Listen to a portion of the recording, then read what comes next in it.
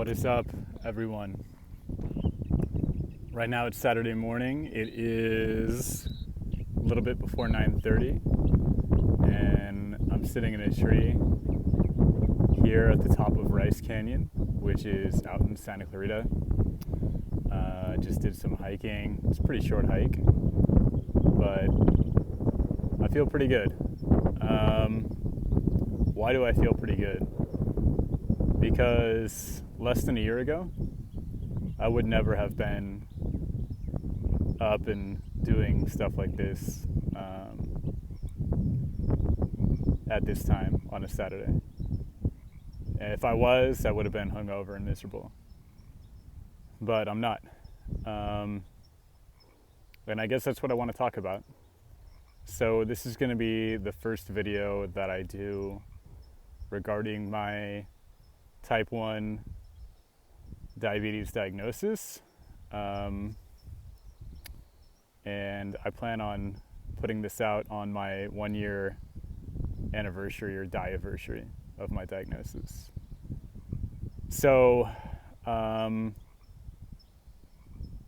was diagnosed June 26th of 2018. Prior to my diagnosis, I had been feeling really stressed out. I had felt really tired. I was having to go to the bathroom a lot. I had no clarity of mind. It was very hard for me to focus on things.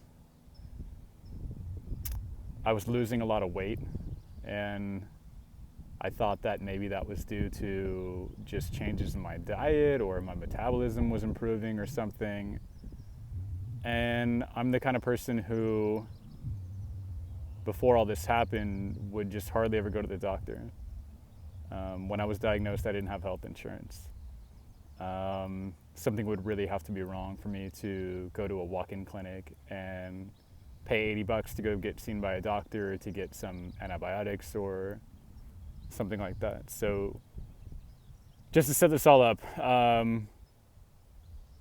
I was and I am still in some ways a very stubborn person. At this time, prior to my diagnosis, I was particularly stubborn about going and getting help or recognizing signs and going to a doctor when I needed to.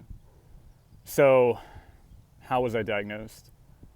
I was driving a coworker back from work one day, and after I dropped her off, I was driving through this neighborhood on a busy street, Ventura Boulevard, and went to make a left-hand turn to go onto the freeway entrance and drove right in front of traffic, and my car was total.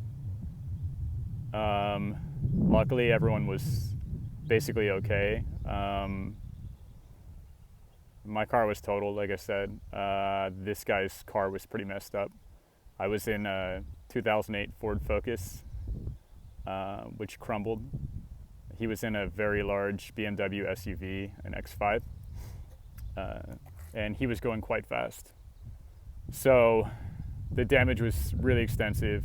I had a lot of adrenaline at the time of the accident, so I felt relatively okay. And then when I got home that evening, I felt some pains and some swelling and had a lot of bruises on my body. I had some burns on my face from the deployment of the airbag, and I decided that it would be a good idea if I did go to a walk-in clinic to go have my injuries checked out, just to see if anything was broken or if anything was really severe. So that morning I had called my mom and told her what happened, and her wanting to be a mom, even to her 34-year-old son, decided she was going to take off from work and that she wanted to take me down to the doctor's office. So she came and picked me up, and we went to the doctor's office, and the doctor started asking me about how I got into the accident, and actually did a really good job investigating that, what my state of mind was, why I drove in front of traffic. And I had a hard time explaining how that would have happened. She took some x-rays and she told me that it was really important for me to get an MRI. And because I didn't have health insurance and I knew that that was going to cost somewhere in the neighborhood of $700 or $800, I was like, absolutely not. I don't want to pay for that. And she was discouraged, but said, okay, look, if you don't want to pay for that, why don't we do a urinalysis? And you can go pee in a cup, and then we can see if there's any blood in your urine, which will let us know if maybe there's some internal bleeding. So I do that. I give them the sample, and I'm waiting in the waiting room. And the doctor comes in, and she's like, are you diabetic? And I said, no. And she said, well, there's sugar in your urine. And I was trying to figure out why that was. I was like, oh, I was vaping the other night. She's like, no. That wouldn't have anything to do with why there would be sugar in your urine. So she comes in with a glucometer and tests my blood, and my blood sugar is like, I think it was like 460 something. And she right away was like, yeah, you have diabetes. We had discussed before that I had I ate a lot of junk food and stuff and had bad habits, drank beer and all kinds of stuff, but I'd been vegan for 12 years. I was pretty thin at the time. And she said, we don't know for sure, but I would think that based on your diet and based on the symptoms you're having and your blood sugar, that you actually have type 1 diabetes. So she said, I need to go to the emergency room right away. They're probably going to admit you, and you need to go take care of that as soon as possible. So my mom drives me to the emergency room. They took me in almost immediately, and all of a sudden I'm hooked up to an IV, and they're taking all kinds of blood samples and not really telling me what's going on. And then they admit me into a room, and I stayed in the hospital for the first time in my life overnight, and I'm given this diagnosis of type 1 diabetes. And all of a sudden I'm this medical patient learning about having to take insulin injections and how I should be eating. And it was a lot of information to be fit into, less than a 24-hour period that I was receiving this information of my diagnosis. And I was overwhelmed, but I was also just very focused on getting out of there and thinking, it's not that big of a deal. I can handle this once I get home.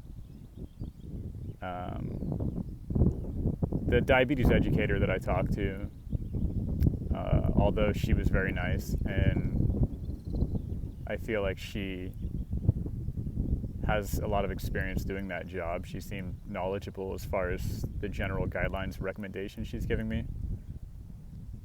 But she spent a lot of time telling me about strategies on how to drink alcohol when you're using insulin, and told me to eat no more than 45 grams of carbohydrate per meal. And I'm not someone who had ever counted macronutrients while I'm eating or weighed my food or anything like that. So after her talking to me for about an hour or two, I'm released from the hospital. But before I'm released, I get a phone call, while I'm in the middle of my diabetes education, from the people at the front asking me to leave a deposit of $1,000 or $2,000 or something like that, and telling me that my estimated cost for being there overnight for less than 24 hours was going to be around $7,000. I'm jumping ahead a bit here, but later on I got a bill in the mail, and that bill ended up being $18,000. Actually over $18,000. So that just added another element of stress. So I'm going to wrap the video up, this portion, for now. But basically, that's it. I'm in the car accident. I received this diagnosis. I'm hit with this huge bill. And I am released into the wild on my own devices with a pen of Humalog and a pen of Basaglar and pretty much no idea what the hell I'm doing.